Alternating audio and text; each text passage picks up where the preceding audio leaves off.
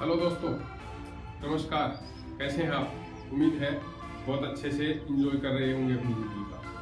तो दोस्तों, आज हम बात करने वाले हैं जो बच्चे जिद्दी हैं, कहना नहीं मानते हैं, चिड़चिड़ापन उनमें है और वो बात बात चिढ़ते रहते हैं, झगड़ते रहते हैं, गुस्सा करते हैं। इस टाइप के बच्चों की जो समस्या है वो ऑलमोस्ट आज के युग की एक बहुत बड़ी प्रॉब्लम है और ये करीब करीब हर अभिभावक इससे परेशान है। तो आज हम इस वीडियो की शुरुआत करते हैं, लेकिन उससे पहले जो हमारे पास जो प्रश्न आए हैं उन प्रश्नों को मैं आपको पढ़ के सुना देता हूँ कि किन किन तरह की समस्याएं हैं वो हमारे अभिभावकों के सामने आ रही हैं और उनका क्या समाधान है। बाद में उस पर हम विस्तार से चर्चा करेंगे। तो सबसे पहले प्रश्न ये जो आया है नीना गुप्ता का मुंबई से, और ये पूछ रही हैं कि मेरे एक 6 साल का बच्चा है और वो बहुत जिद्दी है, कहना नहीं मानता, बात बात पर रूठ जाता है और फिर उसको जो चीज़ चाहिए होती है वो ले करके ही पीछा छूटता है। तो सर हम क्या करें? देखिए बहन जी, आपके इस सवाल का जवाब आगे जब हम विश्लेषण करेंगे उस टाइम पे आपको मिल जाएगा। दूसरा सवाल है, ये हरियाणा से आया है और इसमें ये महिमा जी हैं। ये पूछ रही हैं कि हमारे एक छोटा बच्चा है जिसकी उम्र 7-8 साल होगी और ये 7-8 साल का बच्चा है, ये मोबाइल के चिपका रहता है, मोबाइल गेम है उसको खेलता रहता है। जब इससे मोबाइल छीन लेते हैं तो ये रूठ जाता है, चिल्लाने लगता है और बहुत प्रॉब्लम है, कहना नहीं मानता, पढ़ता नहीं है। क्या करें? देखिए दोस्तों, इस टाइप की समस्याएं हैं वो भी अभिभावकों में हैं और काफ़ी हैं, तो इस पे भी हम बाद में आगे चर्चा करेंगे। एक पर्सन ये खारगोन मध्य प्रदेश से आया है और ये पूछ रहे हैं सतपाल जी ये कह रहे हैं कि मेरी 13 साल की एक बेटी है और ये बहुत जिद्दी है, हर चीज़ के लिए जिद करती है और जब तक उसको वो चीज़ नहीं मिल जाती है तब तक वो मानती नहीं है। मेरी वाइफ है जो उसकी मम्मी है वो एक कामकाजी महिला है, यानी वो नौकरी करती है। तो इस बच्ची को हम कैसे ठीक ढंग से उसका पालन पोषण करें जिससे कि ये आगे चल करके इस प्रकार की समस्याएं भी वो न आए, क्योंकि ये लड़की का मामला है और हम इसको लेकर के देखेंगे।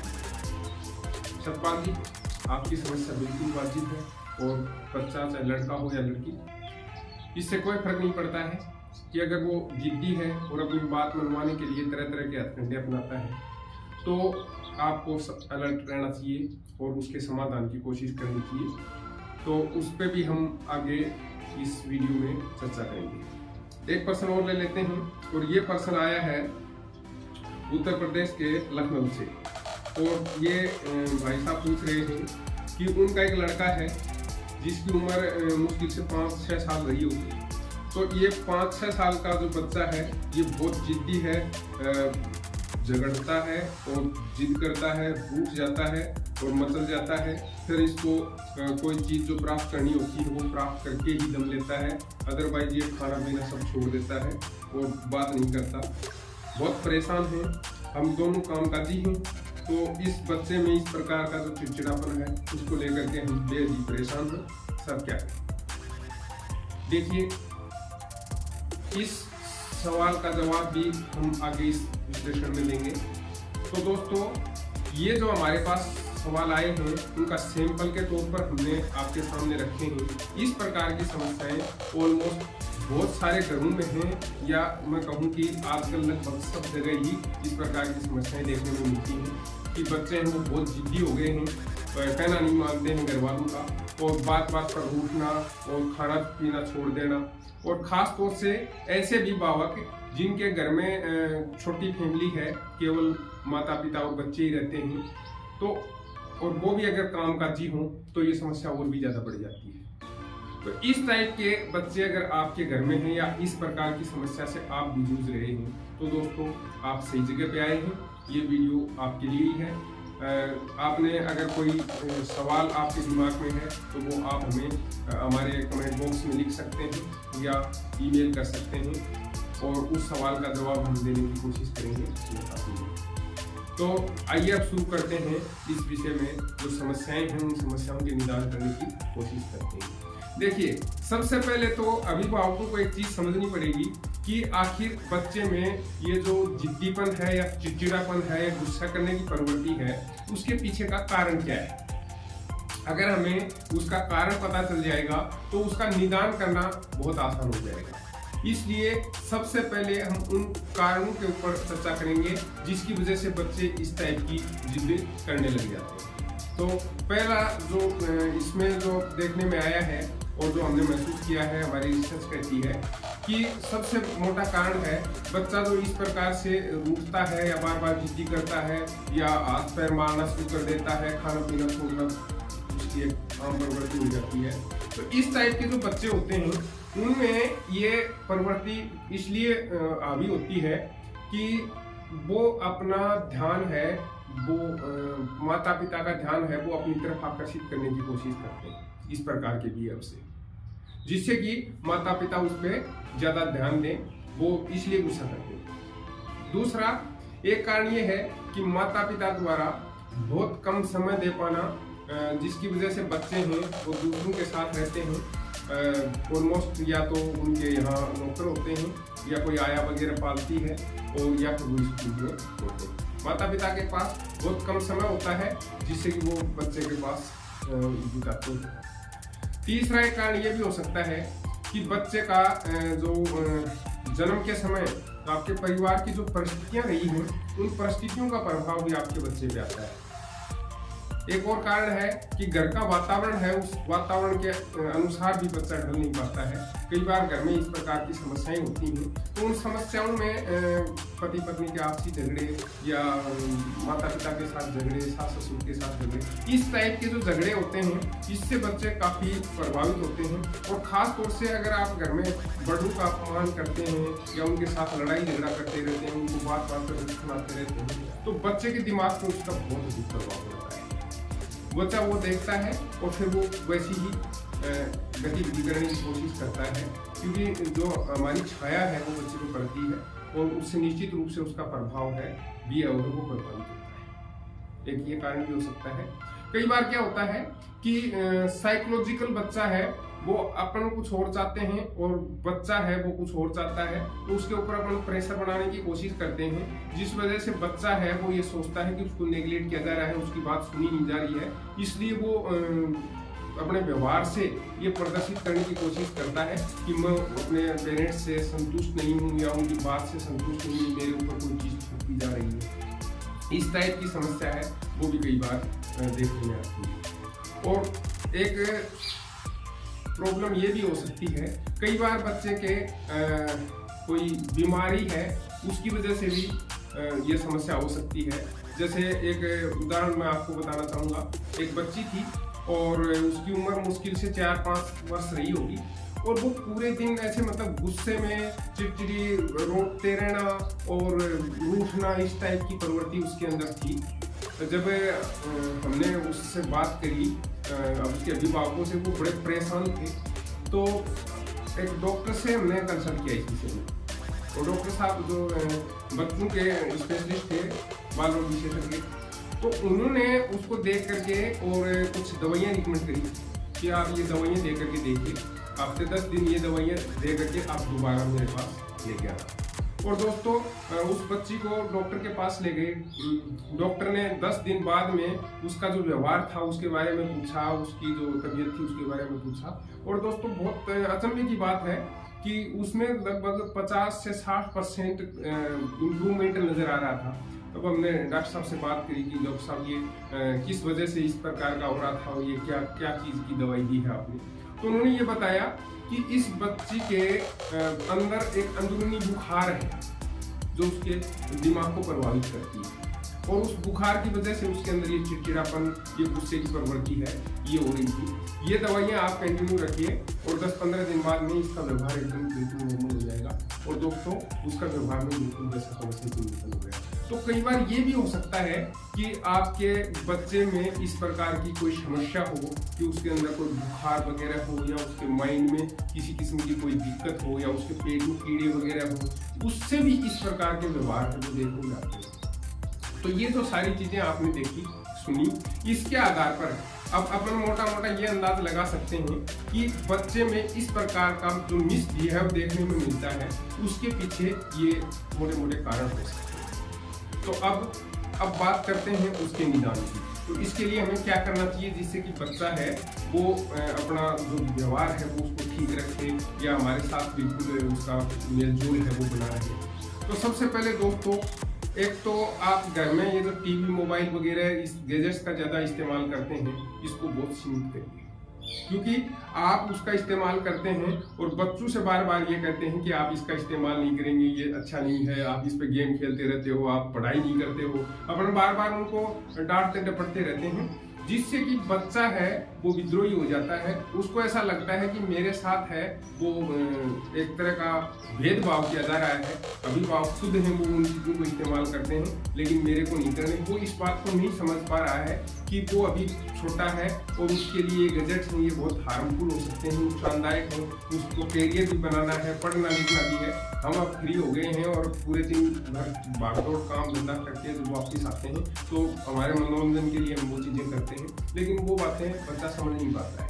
इसलिए दोस्तों सबसे ज़रूरी चीज़ ये है कि आप अपने आप को कंट्रोल करिए और इन चीज़ों से, गैजेट से अपने आप को बहुत हल्का सा टच में रखिए, बाकी इसे दूर करिए। इससे फायदा ये होगा कि आपका बच्चा है उसके अंदर इस प्रकार की जो भेदभाव की जो प्रवृत्ति उसको महसूस हो रही है वो नहीं होगी। दूसरी बात, आप कामकाजी हैं, बिजनेसमैन हैं, नौकरी करते हैं या कहीं बाहर रहते हैं, तो ऐसे में क्या होता है कि आप बच्चे को पूरा समय नहीं दे पाते। खासतौर से ये माताएं हैं जो कामकाजी हैं तो वो बच्चे को बिल्कुल समय नहीं दे पाती हैं। ऑलमोस्ट जो उनके पापा होते हैं वो तो बहुत कम समय दे ही पाते हैं, साथ ही उनकी जो माएँ हैं वो भी कम समय दे पाती हैं।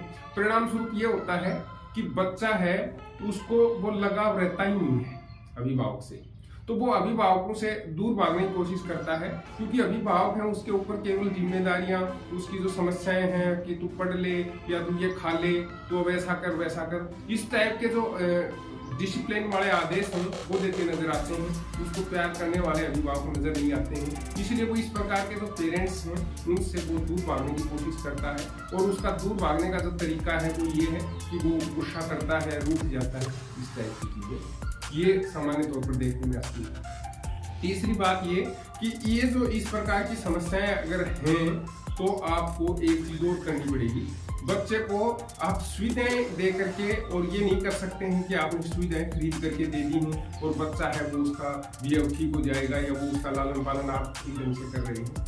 आपको देखना ये पड़ेगा कि ये जो सुख सुविधाएं हैं ये सुख सुविधाएं बहुत गौण चीजें हैं। बच्चे को आपका प्यार चाहिए, आपका साथ चाहिए, इसलिए आप कोशिश ये करिए कि रोजाना घंटे 2 घंटे जो भी आपके पास समय बचता है उस समय में आप उसको क्वालिटी टाइम दीजिए।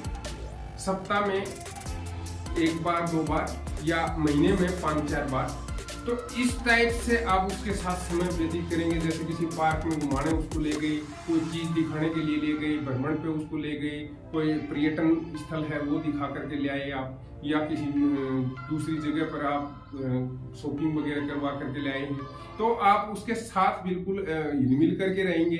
और जब घर में आएंगे तो घर में भी उसके साथ क्वालिटी टाइम स्पेंड करेंगे, तो बच्चे का आपसे एक लगाव हो जाएगा। और आपसे जब वो अलगाव करेगा, विद्रोह करेगा, तो उसके लिए आसान नहीं होगा, आपको नेग्लेक्ट करना उसके लिए आसान नहीं होगा, क्योंकि आपसे वो उसका जुड़ाव महसूस कर रहा है।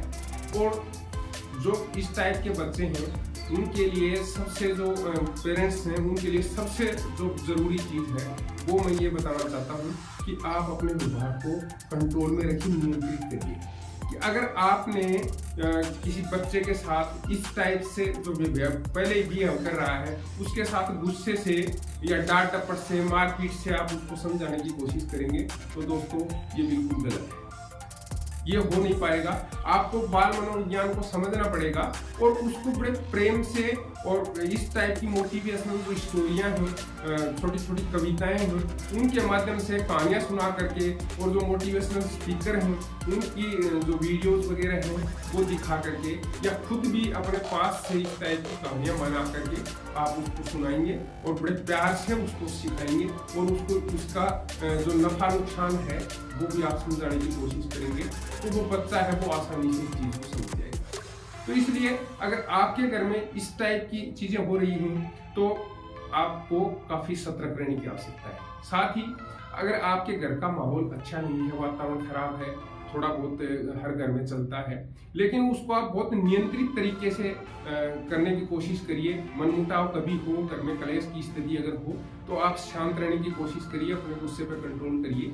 अगर आपने अपने गुस्से पर नियंत्रण कर लिया और अगर इस टाइप की स्थिति फिर भी बनती है तो आप कम से कम इतना जरूर करिए कि बच्चे के सामने इस टाइप की जो हरकतें हैं वो ना करें, जिससे कि बच्चे के जो मानसिक विकास है उसके ऊपर भी प्रभाव पड़े, क्योंकि मानसिक अपंगता है वो सबसे बड़ी समस्या है, बच्चे के पूरी जिंदगी को प्रभावित करेगी।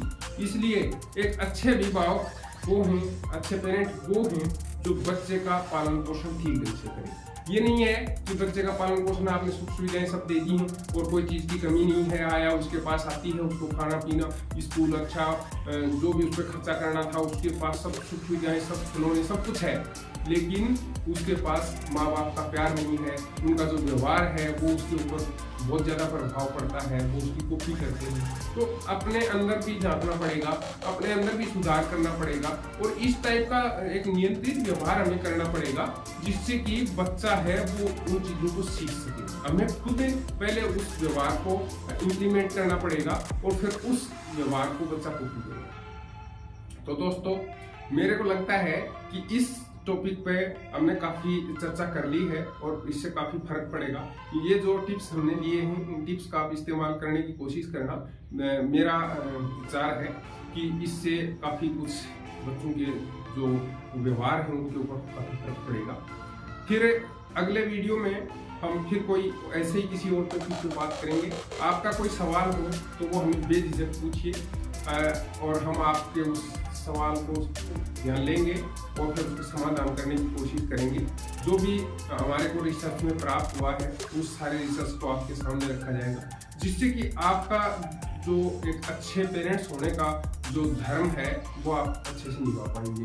अभी तक आपने हमारे चैनल को सब्सक्राइब नहीं किया है तो सब्सक्राइब कर लीजिए। इसके माध्यम से आप मोटिवेशनल, एजुकेशनल और ये पेरेंटल टिप्स, इसके अलावा फाइनेंशियल जो विषय हैं उनके ऊपर हम चर्चा करते हैं, तो वो सारी चीज़ें आपको समय पर प्राप्त होती रहें, उसका नोटिफिकेशन ऑन कर लीजिए। वीडियो अच्छा लगा हो तो लाइक करिए, अपने दोस्तों के साथ शेयर करिए। फिर मिलते हैं किसी ऐसे ही एक समस्या को लेकर के, तब तक